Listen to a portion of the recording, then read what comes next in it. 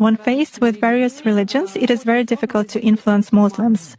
They are in a constant connection with the egregore. They do namaz every day and read prayers on a daily basis. They are constantly under some kind of a dome, so it is very difficult to influence them. When you start impacting a person, he begins to address in a prayer. Indeed, many of them are very different from those who come to church only when everything is bad in their life. They come to pray, and then for 5 years they forget about God, some canons, and so on. Muslims, as a rule, passionately believe and passionately give energy to their egregore. And this egregore protects them very well.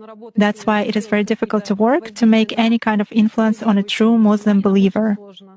Is this some kind of a good egregore? Well, for them, yes. This egregore is good for adepts who contribute good energy to it. How do you sense it? For instance, you have found an energy trace of such person. What's next? Do you try to drag him somehow to visualize this threat and you fail? Or how do you do that? It disappears. I cannot get a grip on it. I focus on it, but something immediately knocks me out of the flow, just like that. Or I visualize a person in front of me clearly and can affect him even at a mental level, but some image is not created in my mind at all. I even look at a photo, reproduce an image, but it vanishes from my mind.